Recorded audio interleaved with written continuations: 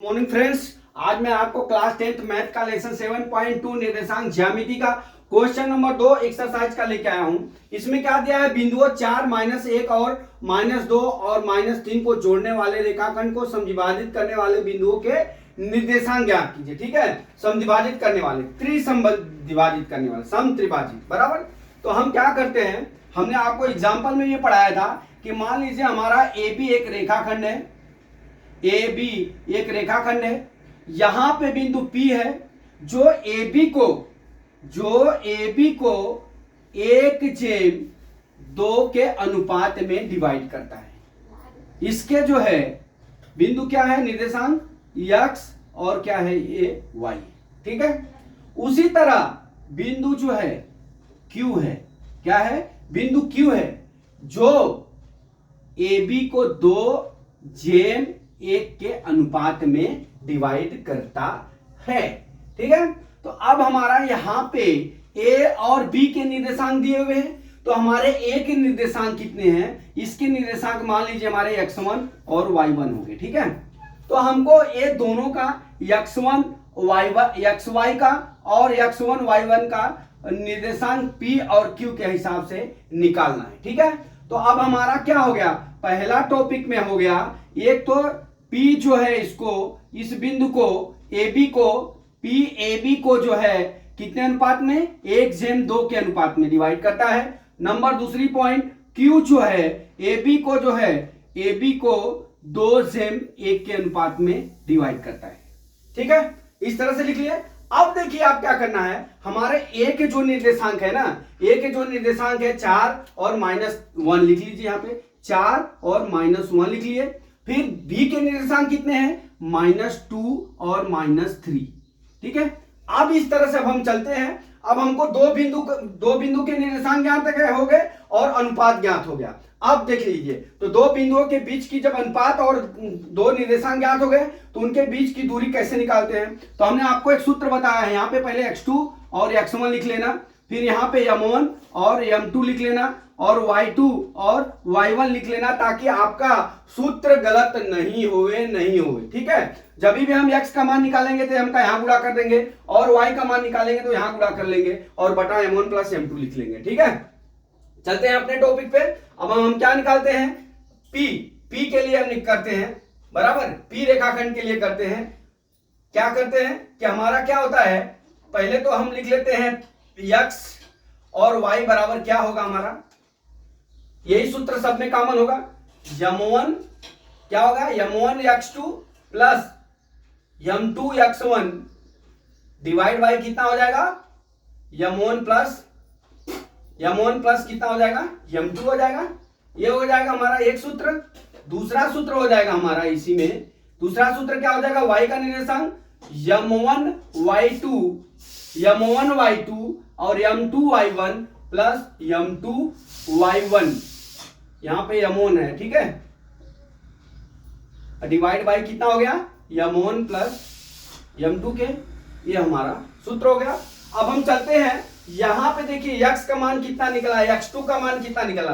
पहले हम x का मान निकालेंगे, तो x का मान निकालने के लिए पहले आपको x2 की जरूरत पड़ेगी। तो x2 कितना हमारा है, अब यहां पे क्या हो गया, x1 हो गया, तो x2 कितना हो गया हमारा, -2 हो गया, और x1 कितना हो गया दोस्तों, x1 कितना हो गया हमारा, 4 हो गया। ठीक है, अब इसको कितने अनुपात में बांट रहा है हमारा, 1/2 के अनुपात में, एक ये हो गया और 2 ये हो गया, ये हो गया हमारा m1 और ये क्या हो गया हमारा m2। ठीक है, इतना तो क्लियर है। अब हम निकाल लेते हैं x का मान, x बराबर कितना हो जाएगा हमारा, अब यहां पे हम डायरेक्ट x y आप बोलो तो निकाल सकते हैं, पहले x का निकाल लेते हैं। तो x का निकालेंगे तो कितना हो जाएगा, -2 × 1। ठीक है, अब यहां पे क्या हो जाएगा, प्लस ये कितना हो जाएगा, x 4 दूना 8 हो गया, या 2 × 4 कर लीजिए। ठीक है, बटा कितना हो गया हमारा, m1 प्लस m2, 1 + 2। ठीक है, इतना हो गया।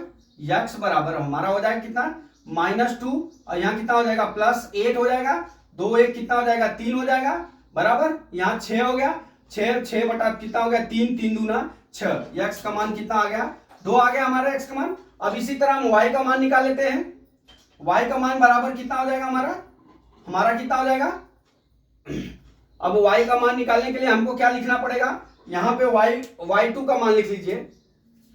y2 का मान कितना दिया हुआ हमारा, y2 का मान, यहाँ पे y2 का मान कितना दिया है -3 और y1 का मान कितना दिया है -1, ठीक है। और m1 कितना दिया है 1 दिया है और m2 कितना दिया है 2 दिया है, ठीक है, 1:2 के अनुपात में। अब हम y बराबर यहां निकाल लेते हैं। y बराबर कितना हो जाएगा, गुणा कर लीजिए, -3 गुणे 1 हो जाएगा, फिर प्लस कितना हो जाएगा -1 गुणे 2 डिवाइड बाई कितना हो जाएगा 2 + 1 + 2, ठीक है। अब यहां कितना आ जाएगा y बराबर -3, अब यहां कितना हो जाएगा -3 हो गया। अब यहां पे कितना हो जाएगा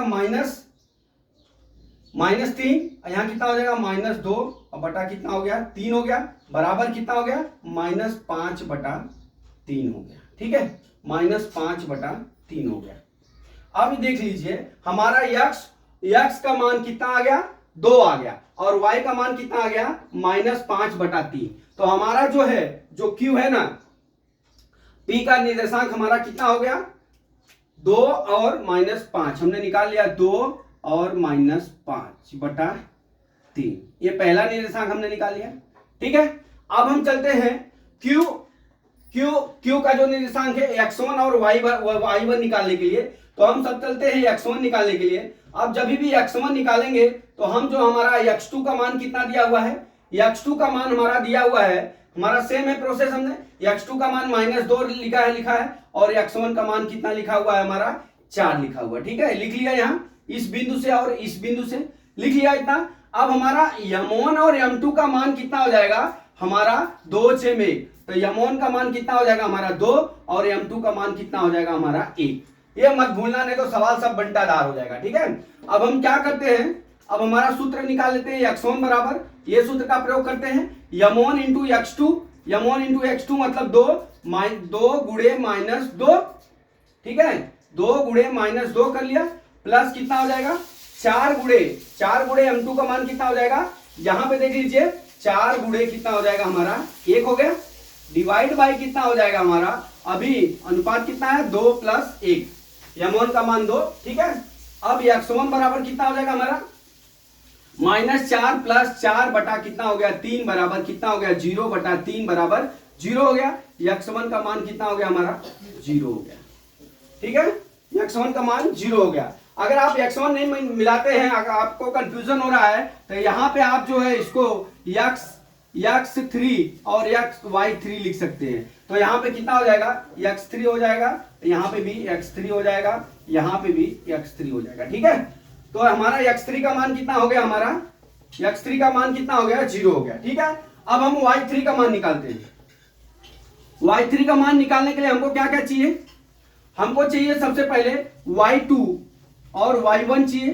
तो y2 का मान हमने यहाँ पे लिखा हुआ है, y2 का मान हमारा -3 है और y1 का मान कितना है हमारा -1 है, ठीक है, इतना है इस निर्देशांक से, y2 का मान -3, y1 का मान -1, ठीक है। अब हमारा क्या हो जाएगा, उसका क्या बोलते हैं m1 और m2, m1 बराबर 2 और m2 बराबर कितना हो गया हमारा 1 हो गया, +1, ठीक है। अब हो गया, अब y3 निकाल लीजिए, y3 बराबर हमारा कितना हो जाएगा, सूत्र क्या है m1 y2 मतलब 2 गुणे 3 गुणे 2 हो गया, सॉरी पहले m1 लिखा है, सूत्र में लिखा था 2 गुणे -3 लिखने का, ठीक है, एक कोष्टक में, प्लस अब क्या हो जाएगा m2 1 गुणे -1 के, ठीक है, डिवाइड बाय कितना हो गया 2 + 1 के, ठीक है, इतना हो गया। अब इतना होने के बाद हम क्या करते हैं, y3 बराबर हमारा कितना हो जाएगा 2 × 3 = 6, -6 अब -1 और बटा कितना हो गया 3 हो गया, ठीक है। वह फिर अभी यहां पे देख लीजिए कितना आ गया हमारा y3 बराबर -7 डिवाइड बाई कितना हो गया 3 हो गया, -7 डिवाइड बाई 3 हो गया। अब उसके निर्देशांक क्योंकि कितने हो गए हमारे, x3 का मान हमने 0 निकाला, यहां पे हम 0 लिख लेते हैं, और y3 का मान कितना निकाला है -7 तो यहाँ पे कितने हो गए हमारे 0 और ये कितना हो गया आएगा -7 डिवाइड बाई 3, ये हमारे निर्देशांक हो गए। ठीक है, ये हमारे निर्देशांक हो गए। तो इस तरह से दोस्तों हम क्या किए, हम P और Q के निर्देशांक ज्ञात किए। अभी आपको एक चीज ध्यान में रखना होगा, जब भी इस तरह से सवाल दिया है बिंदुओं 4 और माइनस को जोड़ने वाले रेखाखंड सम त्रिभाजी, जब इस शब्द का प्रयोग हुए, कौन सा, सम त्रिभाजी, तो आपके दिमाग में वो घोड़ा दौड़ना चाहिए कि इसमें AB रेखाखंड को दो बिंदु मिलेंगे, एक तो P मिलेगा, एक Q मिलेगा, जो AB रेखाखंड को हमारा 1/2 के अनुपात में डिवाइड करेगा और Q रेखाखंड को जो AB है उसको 2/1 के अनुपात में डिवाइड करेगा। ठीक है, अब इतना डिवाइड करने के बाद हमको क्या ज्ञात कर लेना है दोस्त, हमको ये ज्ञात कर लेना है कि जो इनके निर्देशांक मान लेते हैं XY और इसको X3 Y3, आप कुछ भी मान सकते हैं। तो हमने पहले X और Y का मान निकाला जो हमारा 1/2 के अनुपात में डिवाइड करता है। ठीक है, अब हम उसका निर्देशांक ज्ञात कर लीजिए, हमने लिख लिया 2 और -5/3 आ गया। उसी तरह हम जो है जब Q रेखा AB को 2/1 के अनुपात में डिवाइड करती है तो हमारा क्या होता है, तो उस सूत्र का हम प्रयोग करके हम क्या करेंगे, यहाँ पे हमने मान लिया X3 और Y3 मान लिया Q के निर्देशांक, और हम क्या करेंगे उसके मान को हम ज्ञात कर लेंगे इससे, इस सूत्र से। तो हमारा क्या हो जाएगा, Y3 और X3 का मान यहाँ ज्ञात हो जाएगा। इसमें क्या होता है, पहले X लिखते हैं फिर Y लिखते हैं, इसलिए पहले मैंने 2 लिखा है, -5/3 लिखा है। उसी तरह दूसरे में भी 0 लिखा है और -7/3 लिखा है। तो दोस्तों मैं आशा करता हूं कि ये सवाल आपको समझ में आ गया होगा। अगला सवाल कल मैं फिर लेके आता हूं। जय मां सरस्वती, जय भारत माता, जय जवान, जय किसान।